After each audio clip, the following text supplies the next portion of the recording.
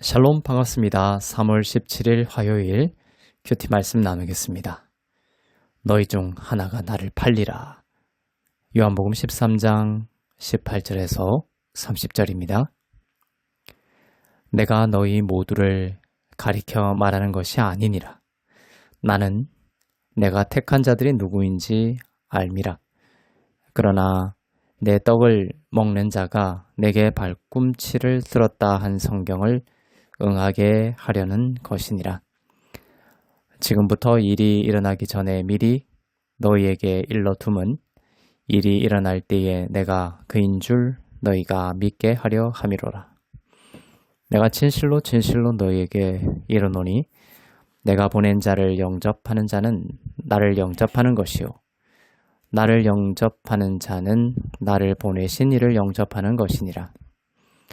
예수께서 이 말씀을 하시고 심령이 괴로워 증언하여 이르시되 내가 진실로 진실로 너희에게 이르노니 너희 중 하나가 나를 팔리라 하시니 제자들이 서로 보며 누구에게 대하여 말씀하시는지 의심하더라.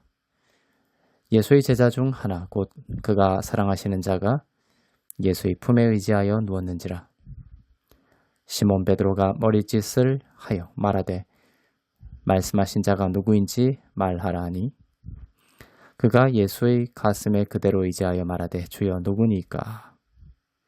예수께서 대답하시되 내가 떡 한 조각을 적셔다 주는 자가 그니라 하시고 곧 한 조각을 적셔서 가롯 시몬의 아들 유다에게 주시니 조각을 받은 후 곧 사탄이 그 속에 들어간지라.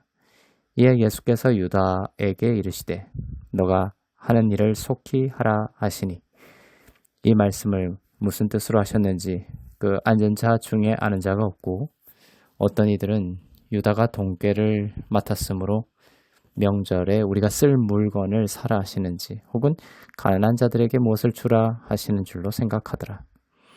유다가 그 조각을 받고 곧 나가니 밤이러라. 아멘. 예수님은 시편 41편 9절의 말씀을 인용하시며 가까운 사람에게 배반당할 것을 예고하십니다. 시편 41편 9절을 볼까요? 내가 신뢰하여 내 떡을 나눠 먹던 나의 가까운 친구도 나를 대적하여 그의 발꿈치를 들었나이다. 이렇게 되어 있습니다. 성경의 모든 구절들이 이처럼 예수 그리스도를 나타내고 있죠. 예수 그리스도를 본질로 읽을 때 껍질에서의 더 나은 변화가 일어납니다.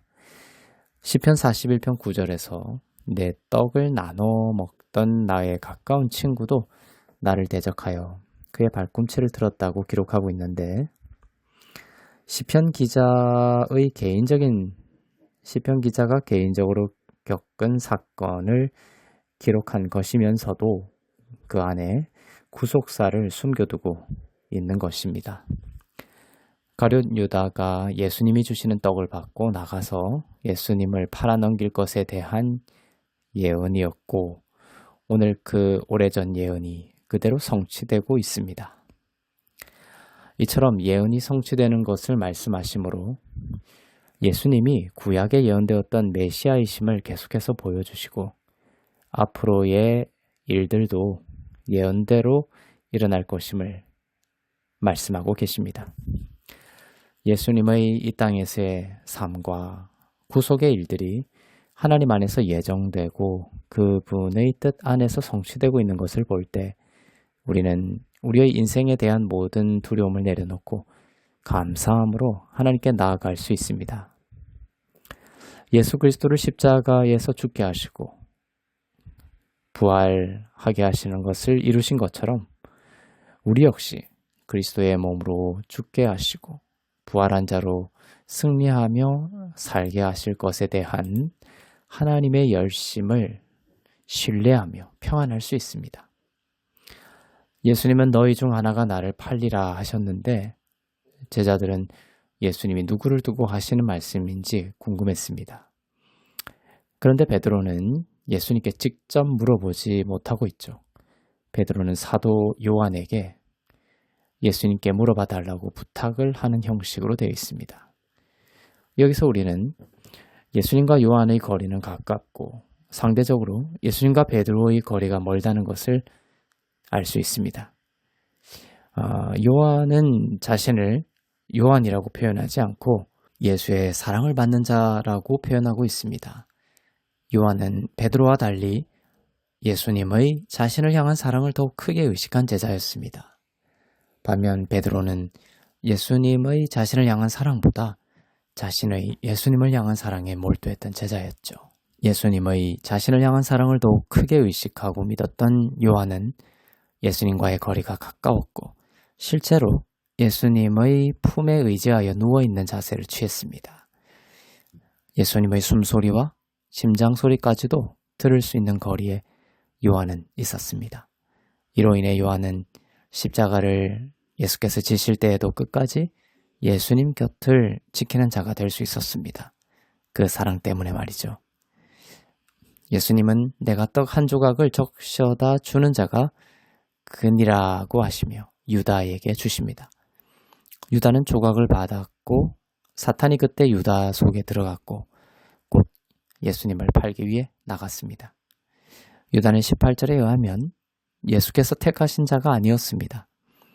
예수님을 따르는 듯 했지만 결국 예수님을 배반하고 사탄의 생각대로 살게 되었습니다. 마지막까지 예수의 피를 의지하여 그 영혼이 거듭나고 자유함에 이르지 못했습니다. 반면 베드로는 어떻습니까? 베드로는 예수님을 저주하고 부인했지만 하나님의 택하신 자였기에 결국 예수님의 용서하심을 받아들이고 이전보다 더욱 아름다운 제자의 삶을 살아가게 됩니다. 양은 흔들릴 수 있지만 결국 목자의 음성을 들을 수밖에 없습니다. 우리는 유다와 같이 예수님을 팔아넘길 수 있습니다. 그렇게 연약한 순간, 넘어지는 순간이 올 수 있습니다. 우리는 사실 예수님을 못 박은 자였습니다. 우리의 육신은 그렇게 사단의 유혹에 넘어갈 수 있습니다. 그러나 그때에 우리가 일어설 수 있는 힘은 예수님의 십자가의 사랑과 용서입니다. 나의 육신을 의지하지 않고 예수님의 용서를 믿으며 예수님 가까이에서 예수님의 사랑의 음성을 듣는 것입니다. 예수님은 이미 우리 가까이 계십니다. 우리가 주님을 팔고 못 박았음에도 불구하고 우리를 위해 자신을 버리시고 죽기까지 사랑하신 주님의 사랑을 깊이 묵상하며 그 사랑으로 육신의 유혹을 이기고 생명 가운데 살며 승리하는 오늘이 되게 하시기를 축복합니다. 기도하겠습니다. 사랑의 하나님 아버지, 주님을 알지 못하는 어둠 속에 살지 않게 하시고 주님의 사랑과 용서 안에 깨어있는 오늘이 되게 하시고 주님의 품 안에서 주의 음성을 청종하는 복된 오늘이 되게 하옵소서. 주의 사랑으로 성도들의 오늘을 지켜주시고 인도하여 주옵소서. 감사드리며 길이요 진리요 생명 되시는 주 예수 그리스도의 이름으로 기도합니다. 아멘.